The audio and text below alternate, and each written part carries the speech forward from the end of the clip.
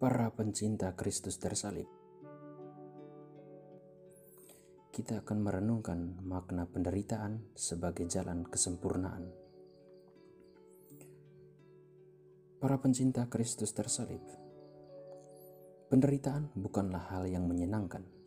Ya, itulah yang dialami dan dirasakan oleh semua orang. Penderitaan kerap membuat kita tidak bisa bergerak dan bahkan berpasrah pada kenyataan yang ada. Singkat kata, penderitaan itu mengganggu hidup kita, sehingga banyak dari antara kita berusaha atau mencoba menghindari penderitaan itu.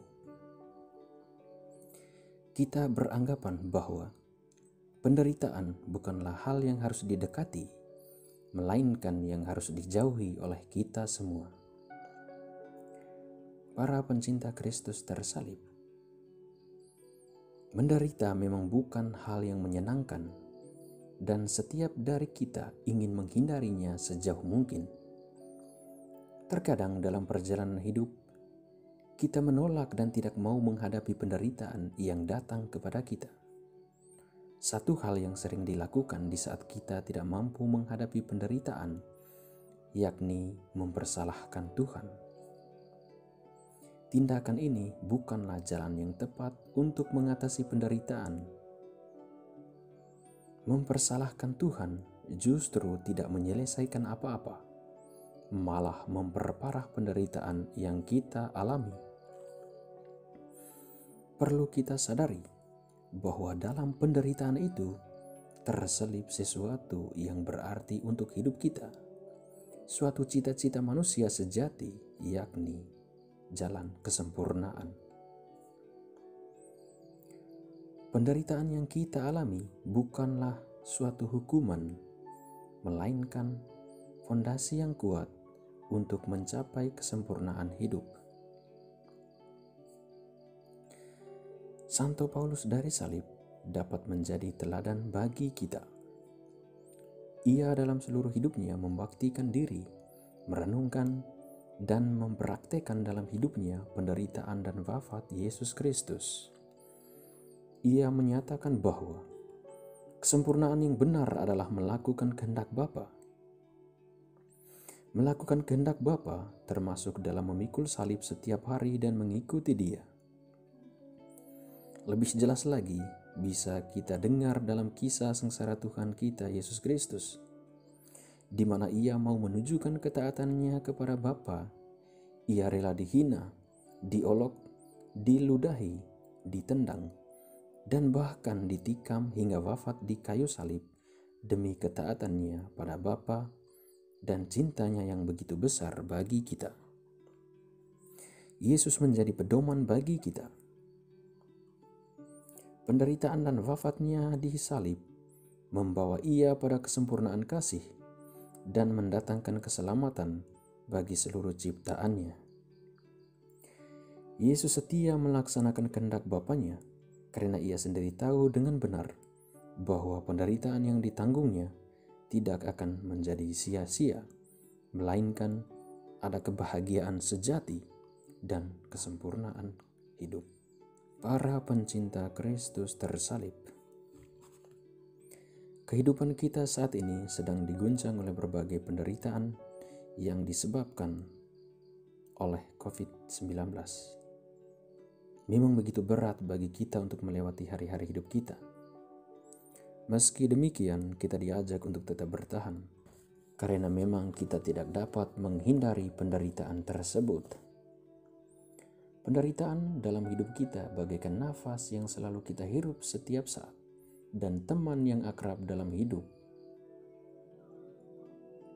Kita sebagai orang-orang yang beriman, secara khusus yang percaya pada Yesus, kita harus mampu bertahan dalam penderitaan sebagaimana semangat yang telah Yesus tunjukkan kepada kita ketika Ia mengalami penderitaan yang berat, mulai dari Getsemani sampai di puncak Golgota.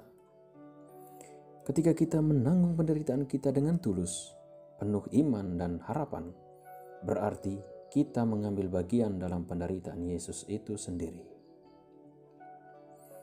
Santo Paulus dari salib dalam surat kepada ibunya menulis demikian, Mereka yang menderita demi cintanya akan Allah, menolong Yesus Kristus memikul salib, dan dengan demikian mereka ini mengambil bagian dalam kemuliaannya. Dengan demikian menjadi jelas bahwa dalam penderitaan yang kita alami, kita telah ambil bagian dalam penderitaan Kristus dengan menanggung penderitaan jasmani dan rohani sebagai tanda bahwa kita beriman padanya. Santo Paulus dari salib menerima persatuan dalam bentuk penderitaan bersama Kristus yang menderita sebagai pemberian Allah kepadanya. Penderitaan bukan tujuan dari peziarahan hidup, melainkan sarana untuk mencapai persatuan yang mesra dengan Allah sebagai sumber kesempurnaan jikalau penderitaan itu diletakkan dalam kacamata iman. Dalam penderitaan terdapat suatu makna, sebuah tujuan hidup, yakni kesempurnaan. Dengan wafatnya di kayu salib, Yesus telah memperoleh sebuah cita-cita luhurnya, yakni menebus dosa kita semua. Kesempurnaan yang diperoleh Yesus merupakan sebuah kerja keras, ketekunan, dan ketabahan dalam menghadapi penderitaan. Singkat kata, di dalam pengalaman penderitaan yang kita alami, terkandung makna yang luar biasa, asalkan kita mau memaknainya dalam terang iman kita akan Yesus yang tersalib. Para pencinta Kristus tersalib, dalam peziarahan hidup, kita tidak terlepas dari yang namanya penderitaan. Banyak penderitaan yang harus kita lalui, baik dari yang paling kecil sampai yang paling besar. Penderitaan selalu datang menerpa kita silih berganti. Meski begitu, kita harus menyatukan semua penderitaan itu dengan penderitaan Yesus, di mana Yesus yang menderita sampai mati dan ia selalu tabah, berani, setia, berjuang, optimis, dan percaya pada kehendak Bapanya, dan bahkan dalam penderitaan yang berat yang sedang ia alami, Yesus masih sempat meringankan penderitaan sesama. Salah satunya adalah menghibur wanita-wanita yang menangis. Semua itulah yang membawa Yesus pada kemenangan jaya, yakni kebangkitan mulia.